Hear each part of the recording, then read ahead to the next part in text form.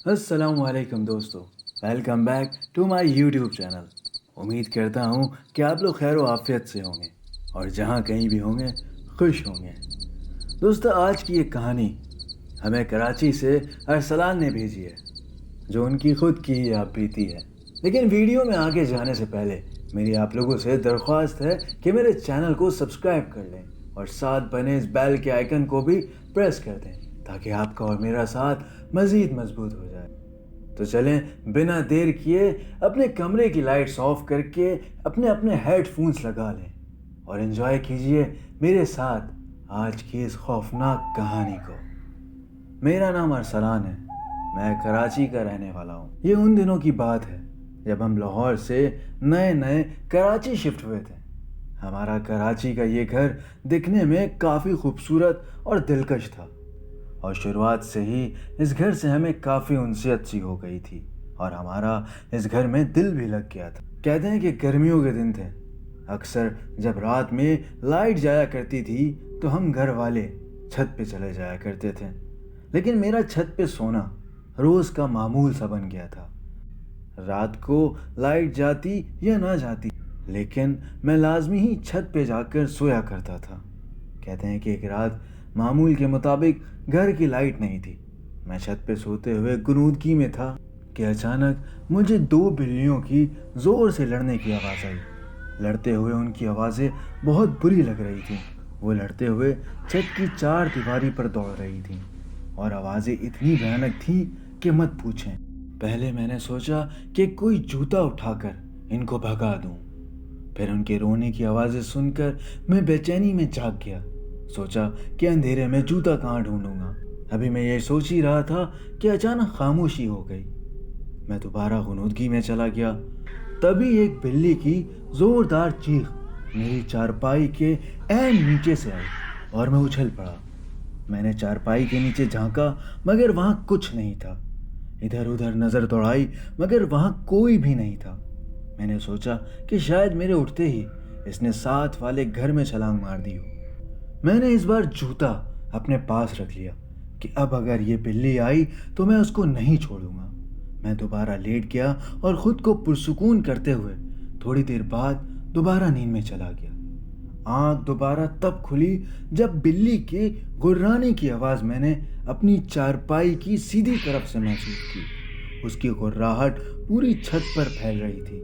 मैंने आहिस्ता आहिस्ता अपना हाथ जूते की तरफ बढ़ाया और उस बिल्ली को जूते से मारने के लिए तैयारी की। जब मैं उठा और देखा तो वहाँ कुछ भी नहीं था, लेकिन इस बार वो गुर्राहट मुझे अपनी बाएं तरफ से आ रही थी। मैं अचानक बाएं तरफ पलटा तो वही आवाज़ मुझे दाएं तरफ से आने लगी। अब वो आवाज़ कभी दाएं तरफ से आती तो कभी बाएं तरफ से, कभी वो आवाज़ दूर हो जाती तो कभी करीब से आने लगती। उस वक्त मेरे बदन में एक शदीद खौफ सा दौड़ गया था।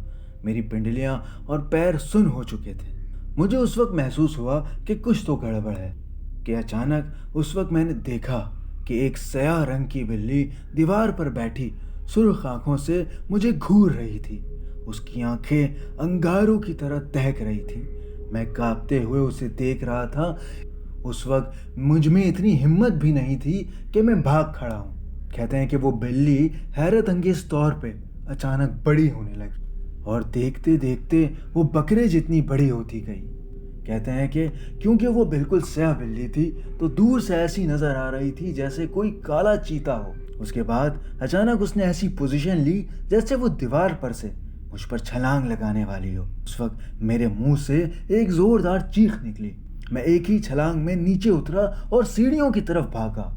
मेरी चीख इतनी बुलंद थी कि मेरी अम्मी, अब्बू और बड़ा भाई सहन में आ गए और मैं सीढ़ियों से नीचे आते ही गिर के बेहोश हो गया। मगर परेशानियां यहाँ ख़त्म ना हुई। कुछ दिनों तक मुझे डरावने ख्वाब आते रहे। मुझे वही बिल्ली अक्सर ख्वाब में आती दिखाई देती।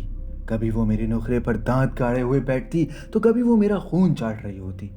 मैं नींद में चीखने चिल्लाने लगता। फिर मुझे ख्वाब में भयानक लोग दिखाई देते। किसी का सर नहीं होता, किसी का गोश्त लटक रहा होता या किसी की आंखों की जगह काले सुराख बने होते। इसके बाद मैं काफ़ी बीमार रहने लगा, कमज़ोर होता गया। डर के मारे میں گھر سے باہر تک نہیں نکلتا تھا۔ میرے والد صاحب اور میرے بھائی نے ایک علاقے کے مولوی صاحب سے رجوع کیا۔ پھر مولوی صاحب دم کرنے آئے، مجھے پانی پلایا جاتا۔ میری والدہ ہر وقت مجھ پر سورہ یاسین پڑھ کر پھونکتی رہتی۔ افاقہ ہوتا مگر پھر وہی حالت ہو جاتی۔ بیٹھے بیٹھے کبھی میں چیخ مارنے لگتا تو کبھی رو رو کر بے ہوش ہو جایا کرتا۔ ایک روز میں اپنے کمرے میں بیٹھا تھا کہ مجھے اچانک خوف سا لگنے لگا، ایک دم ڈر سا طاری ہونے لگا۔ میں اپنی امی کے پاس گیا کہ وہ مجھ پر کچھ پڑھ کر پھونک دیں تاکہ مجھے اس وقت سکون آ جائے۔ میں اپنی امی کے کمرے میں گیا تو میری امی میری طرف پیٹ کیے اپنے کمرے میں الماری میں کپڑے تہہ کر رہی تھیں۔ میں نے امی کو پکارا مگر انہوں نے مجھے جواب نہیں دیا۔ میں ان کے قریب گیا اور ان کو آواز دی تو انہوں نے مجھے مڑ کر دیکھا، مگر وہ میری والدہ نہیں تھی، وہ ایک خوفناک شکل کی عورت تھی۔ اس کا رنگ کالا سیاہ تھا اور آنکھیں بالکل اندر ہوئی تھیں۔ وہ ہاتھ پھیلائے مجھے اپنی طرف آنے کا اشارہ دے رہی تھیں اور ساتھ بری طرح ہنسے جا رہی تھیں۔ وہ جس طرح مجھے اپنی طرف بلا رہی تھیں انہیں دیکھ کر مجھے خوف آ رہا تھا، کیونکہ اس وقت ان کے دانت بالکل پیلے اور عجیب طرح سے چمک رہے تھے۔ میں اس وقت تو پہلے ہی ڈر کے مارے اپنی والدہ کے پاس دم کروانے آیا تھا، لیکن جب اس عورت کی شکل دیکھی تو میں وہیں بے ہوش ہو گیا۔ جب ہوش آیا تو مولوی صاحب میرے سرہانے بیٹھے کچھ پڑھ رہے تھے۔ میرے ابو اور بھائی شدید پریشانی میں بیٹھے تھے۔ مولوی صاحب کے پوچھنے پر ان کو میں نے ساری بات بتائی تو وہ سوچ میں پڑ گئے۔ پھر اس کے بعد اس طرح کے واقعات میرے علاوہ میرے گھر کے دوسرے افراد کے ساتھ بھی پیش آنے لگے۔ کبھی باتھ روم کا دروازہ اندر سے بند ہوتا اور پانی کی گرنے کی آوازیں آنے لگتی۔ تھوڑی دیر بعد جب دروازہ کھل جاتا تو اندر کوئی نہیں ہوتا اور نہ ہی بالٹی بھری ہوتی۔ ایک بار ہم سب رات کو ٹی وی دیکھ رہے تھے کہ بجلی کا بٹن خود سے ٹھک کر کے بند ہو گیا اور ہمارے کمرے کا بلب بجھ گیا۔ اسی طرح ایک بار میری امی کی چارپائی کمرے کے بالکل بیچوں بیچ کسی نے کھینچ کر رکھ دی، جبکہ میری والدہ اپنی چارپائی پہ ہی سو رہی تھی۔ ہم چیزیں ایک جگہ رکھتے مگر وہ ہمیں دوسری جگہ سے ملتی۔ یہ سارے معاملات گھر میں چل ہی رہے تھے اور ان معاملات سے گھر کا ہر فرد ڈرا سہما رہنے لگا تھا۔ میرے ساتھ جو معاملات چل رہے تھے اس کے بنا پہ کوئی میرے ساتھ بھی نہیں بیٹھا کرتا تھا، یہاں تک کہ مجھ سے میرے سارے بہن بھائی بھی احتیاط کرنے لگ گئے تھے۔ کوئی بھی مجھ سے بات کرنا تک گوارا نہ کرتا تھا۔ کالج میں میرے دوست جو تھے وہ مجھ سے دور رہنے لگ گئے تھے۔ کئی بار جب میرے دوست بیٹھے ہوتے اور میں ان کے پاس جاتا تو وہ مجھ سے دور ہو جاتے، جس کی وجہ سے میں بے حد شرمندہ ہو جایا کرتا تھا۔ ہمارے گھر کا سکون غارت ہوئے 5 مہینے ہو گئے تھے۔ بلال میں اپنی حالت سے اتنا تنگ ہو چکا تھا کہ میں خودکشی کرنے کا سوچنے لگا۔ لیکن ایک روز ہمارے مولوی صاحب جو میرا علاج کر رہے تھے اپنے ساتھ ایک بزرگ کو لے آئے اور بتایا کہ یہ میرے مرشد ہیں۔ وہ بزرگ سفید کپڑوں میں تھے، سر پہ سفید امامہ سجایا تھا، چہرے پر سفید داڑھی تھی اور ماتھا ایسے چمک رہا تھا جیسے روشنی پھوٹ رہی ہو۔ انہوں نے میرے ماتھے پر ہاتھ رکھا اور میں اچانک رو پڑا۔ میرے والد صاحب نے سارے واقعات ان کو ڈیٹیل میں بتائے اور وہ سکون سے بیٹھے سارے واقعات سنتے رہے۔ ان کے ہونٹوں پر ایسی مسکراہٹ، چہرے پہ اتنا سکون اور اتنا نور تھا کہ دل کرتا تھا کہ میں ان کو ہی دیکھتے رہوں۔ انہوں نے میرے والد صاحب کے ساتھ گھر اور گھر کے تمام کمروں کا جائزہ لیا، چھت پر گئے اور ایک ایک کونا دیکھا اور ساتھ والوں کی چھت بھی دیکھی۔ اس کے بعد انہوں نے اپنے دائیں ہاتھ کا انگوٹھا میرے ماتھے کے درمیان میں رکھا اور اپنی آنکھیں بند کر کے کچھ پڑھنے لگے۔ مجھے ایسا لگا جیسے کوئی میری کھال کو بری طرح کھینچ رہا ہو۔ میری چیخیں اس وقت نہیں رک رہی تھیں۔ میں ان کا انگوٹھا اپنے ماتھے سے ہٹانے کی لاکھ کوشش کر رہا تھا مگر ان کا ہاتھ میرے سر کو مضبوطی سے گرفت کر چکا تھا۔ میرا بھائی مجھے بتاتا ہے کہ وہ 1 گھنٹے سے زیادہ کچھ پڑھتے رہے اور ہم تمہاری دلخراش چیخیں نہ چاہتے ہوئے بھی سنتے رہے۔ کہتے ہیں کہ یہ عمل چل ہی رہا تھا کہ آہستہ آہستہ میں پرسکون ہوتا چلا گیا۔ کچھ دیر بعد جب میں نے اپنی آنکھیں کھولی تو وہ بزرگ مجھے دیکھ رہے تھے۔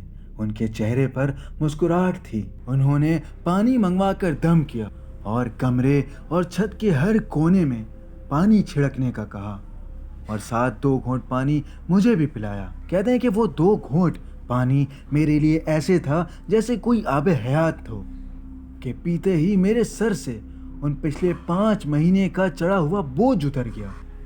میرے کاندھے ہلکے ہو گئے، میرے جسم میں سکون دوڑنے لگا، میری بجھی آنکھیں روشن ہو گئیں۔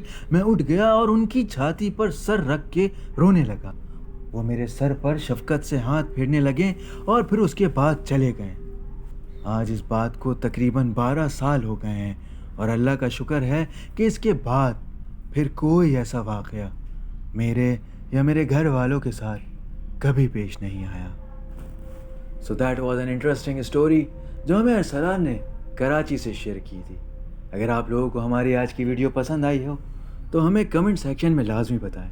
ہماری ویڈیو کو لائک کرنا نہ بھولیں، اور اگر آپ چاہتے ہیں کہ میں آپ کی کہانی کو اپنی آواز دوں تو مجھ سے اپنی سٹوری اس ای میل ایڈریس پہ شیئر کریں۔ میں انشاءاللہ ایک بار پھر آپ کے ساتھ ایک ایسی ہی کہانی لے کر پیش ہوں گا۔ تب تک کے لیے اپنا خیال رکھیں۔ اللہ حافظ۔